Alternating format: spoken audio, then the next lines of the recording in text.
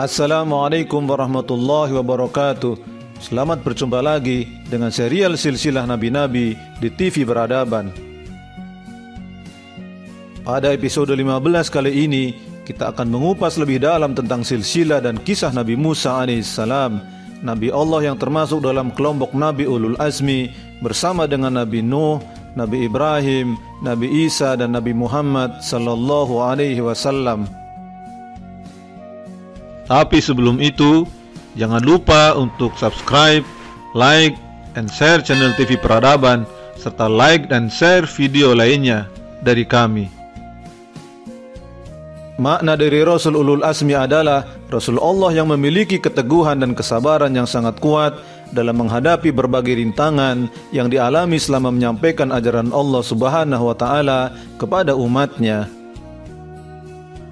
Allah berfirman dalam Al-Quran surat Al-Ahqaf ayat 35, "Maka bersabarlah engkau Muhammad sebagaimana kesabaran Rasul-Rasul yang memiliki keteguhan hati atau ulul azmi, dan janganlah engkau meminta agar azab disegerakan untuk mereka. Pada hari mereka melihat azab yang dijanjikan, mereka merasa seolah-olah mereka tinggal di dunia hanya sesaat saja pada siang hari. Tugasmu hanya menyampaikan, maka tidak ada yang dibinasakan kecuali kaum yang fasik atau tidak taat kepada Allah." Sedangkan dalam Al-Quran surat Al-Ahzab ayat ke-7 Allah berfirman, "Dan ingatlah ketika kami mengambil perjanjian dari para nabi dan dari engkau sendiri, yaitu dari Nuh, Ibrahim, Musa, dan Isa putra Maryam, dan kami telah mengambil dari mereka perjanjian yang teguh." Nabi Musa alaihissalam mendapatkan risalah kenabian untuk membebaskan bangsanya Bani Israel yang mengalami perbudakan dan penindasan di negeri Mesir oleh rakyat dan penguasa Mesir yaitu Fir'aun, sekaligus mendakwai Fir'aun dan rakyat Mesir agar kembali kepada ketauhidan, menyembah hanya kepada Allah semata.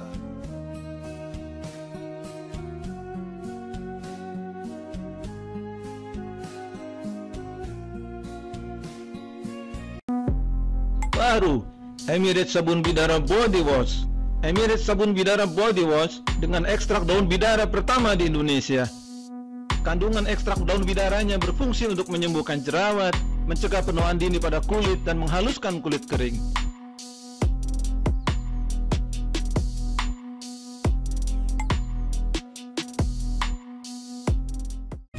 Bersama Nabi Harun, Musa dikenal sebagai seorang pemimpin dan nabi yang membebaskan Bani Israel dari perbudakan di Mesir. Taurat yang dialamatkan padanya menjadi landasan hukum utama bagi para nabi Bani Israel dan kehidupan beragama bangsa Yahudi. Nama Musa alaihissalam disebutkan dalam Al-Quran sebanyak 136 kali dan menjadikannya sebagai salah satu manusia yang namanya paling banyak disebut dalam Al-Quran. Kisah tentang Nabi Musa disebutkan dalam Al-Quran surat Al-Baqarah, surat Al-A'raf, surat Yunus, surat Al-Isra, surat Toha, surat Asy-Syu'ara, surat An-Naml, surat Al-Qasas, surat Al-Ghafir, surat Az-Zukhruf, surat Ad-Dukhan, dan surat An-Nazi'at. Allah berfirman dalam Al-Quran surat Al-A'raf ayat 144, "Wahai Musa, sesungguhnya aku memilih engkau dari manusia yang lain untuk membawa risalahku dan firmanku. Sebab itu berpegang teguhlah kepada yang aku berikan kepadamu, dan hendaklah engkau termasuk orang-orang yang bersyukur." Sebagai salah satu Nabi Ulul Azmi yang akan mengemban amanah besar, tanda-tanda kenabian Musa sesungguhnya sudah Allah tampakkan sejak masa kelahirannya. Allah sudah mempersiapkan segala sesuatunya dengan baik untuk Musa.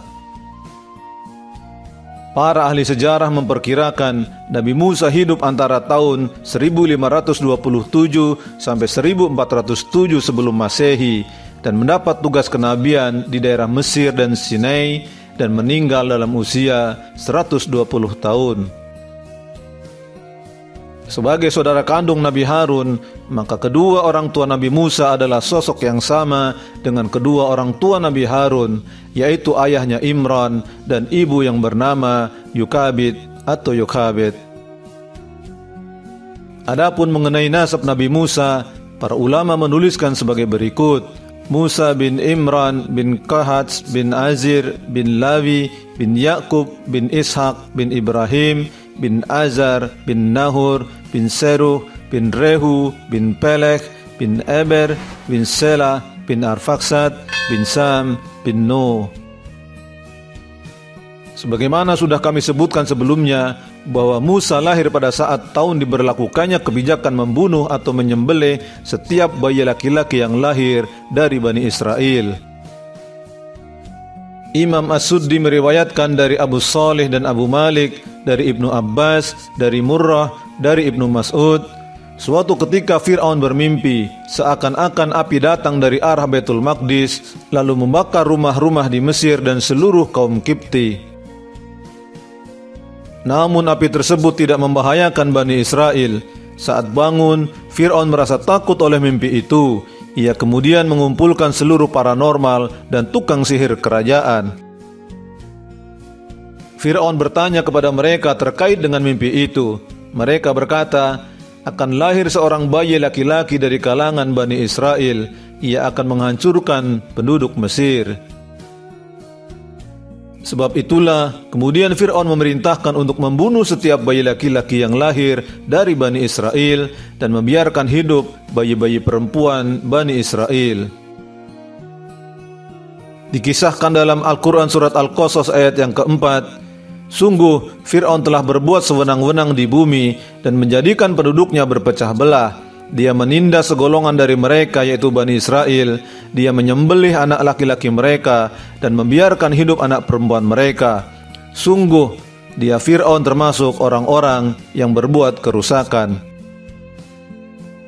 Fir'aun sangat mewaspadai sosok laki-laki yang akan menjatuhkan kekuasaannya sebagaimana dalam mimpinya supaya tidak lahir, hingga kemudian menunjuk sejumlah laki-laki dan dukun beranak untuk berpatroli memeriksa para wanita hamil Bani Israel dan mendata waktu perkiraan kelahirannya. Apabila ada yang ketahuan melahirkan anak laki-laki dari wanita Bani Israel, maka si bayi akan langsung dibunuh oleh para algojo Fir'aun seketika itu juga. Namun takdir berkata lain, bahwa kelahiran bayi laki-laki Bani Israel yang diwaspadai kelahirannya itu, dan karenanya Fir'aun membunuh banyak sekali nyawa bayi Bani Israel, justru hidup dan besar di tengah istana Fir'aun. Padahal anak tersebut justru tumbuh dewasa di kediaman Fir'aun, di atas kasur Fir'aun, memakan makanan dan meminum minuman yang ada di rumah Fir'aun. Dia sendiri yang justru mengadopsi, merawat dan mengasuhnya tanpa menyadari rahasia di balik itu. Saat mengandung bayi Musa, ibunya sedih sekali memikirkan nasib anaknya nanti seandainya lahir laki-laki dan menjadi korban kezaliman Fir'aun. Dia selalu memikirkan langkah antisipasi apa saja yang bisa dilakukannya untuk menyelamatkan bayinya saat lahir dari kekejaman tentara Fir'aun. Allah takdirkan kehamilan ibu Musa tidak terlihat dari luar. Saat melahirkan, ibu Musa mendapatkan ilham agar Musa kecil diletakkan dalam peti yang diikat dengan tali. Ia menyusui Musa, kemudian ketika khawatir pada seseorang, ia meletakkan Musa di peti itu lalu dilepaskan ke Sungai Nil, sementara talinya tetap dipegang. Setelah semua orang pergi, ia tarik kembali tali itu. Sebagaimana Allah firmankan dalam Al-Quran surat Al-Qasas ayat yang ke-7, dan kami ilhamkan kepada ibunya Musa, susuilah dia Musa, dan apabila engkau khawatir terhadapnya, maka hanyutkanlah dia ke Sungai Nil, dan janganlah engkau takut dan jangan pula bersedih hati, sesungguhnya kami akan mengembalikannya kepadamu dan menjadikannya salah seorang Rasul. Ibu Musa melakukan apa yang diilhamkan Allah kepadanya. Suatu hari ia melepaskan peti itu, namun lupa tidak mengikatnya dengan tali, sehingga peti berisi Musa kecil itu hanyut terbawa aliran Sungai Nil hingga melintas di depan istana Fir'aun. Lalu Allah benar-benar membuktikan kebenaran ilham yang telah diberikannya kepada ibu Musa dan benar-benar menyelamatkan bayi Musa dari kejahatan dan kezaliman Fir'aun. Imam Ibnu Katsir dalam kitab Qasasul Anbiya menyitir apa yang dituliskan Imam At-Tabari dalam kitab tafsirnya, menyebutkan bahwa saat peti bayi Musa melintas di depan istana Fir'aun, kemudian dilihat dan diambil oleh selir-selir Fir'aun. Sebagian ulama yang lain mengatakan yang mengambil peti bayi Musa adalah putri Fir'aun. Saat ditemukan, peti itu dalam kondisi tertutup rapat dan mereka tidak berani membukanya. Kemudian peti itu diserahkan ke hadapan istri Fir'aun, yaitu Asiyah. Sebagian ulama menyebutkan nama istri Fir'aun adalah Asiyah binti Muzahim bin Ubaid bin Rayyan bin Walid. Akan tetapi kemudian diketahui bahwa nama ini adalah nama istri Fir'aun di zaman Nabi Yusuf, sehingga diragukan kebenarannya. Ibnu Katsir menyebutkan bahwa nama istri Fir'aun adalah Asiyah yang masih keturunan Bani Israel dan masih ada hubungan darah dekat dengan Nabi Musa dan Nabi Harun, dan termasuk wanita beriman. Saat membuka penutup peti dan menyingkap tirai penutupnya, Asiyah melihat wajah Musa kecil terlihat memancarkan sinar-sinar nubuwah dan kemuliaan. Begitu melihatnya, Asiyah langsung jatuh hati dan sangat mencintainya. Saat Fir'aun tiba, ia berseru, "Apa ini?" Fir'aun kemudian memerintahkan algojonya untuk menyembelihnya, tetapi sang istri meminta agar bayi tersebut diberikan kepadanya. Sang istri Fir'aun mengatakan, "Dia adalah penyejuk mata hati bagiku dan bagimu." Dan Fir'aun menimpali, "Ya, itu bagimu, tapi bagiku tidak. Aku tidak memerlukan bayi itu." Istri Fir'aun mengatakan, "Janganlah kamu membunuhnya, mudah-mudahan dia bermanfaat kepada kita atau kita ambil dia menjadi anak." Dan akhirnya hati Fir'aun pun luluh karena permohonan istrinya, dan Musa pun diadopsi oleh Fir'aun dan istrinya. Para mufasir menyebutkan bahwa perkataan istri Fir'aun, "Mudah-mudahan dia bermanfaat buat kita," akhirnya benar-benar dikabulkan oleh Allah. Akhirnya Allah memberikan hidayah kepada Asiyah melalui perantaraan Musa, dan di akhirat Allah menempatkannya di surga karena Musa. Sejak kehilangan bayi Musa, hati ibu Musa serasa kosong. Tidak ada yang bisa difikirkannya kecuali hanya tentang Musa. Sekiranya Allah tidak meneguhkan hatinya untuk bersabar, niscaya ibu Musa sudah menanyakan secara terang-terangan kepada orang-orang kabar tentang anaknya Musa yang hanyut terbawa arus sungai Nil.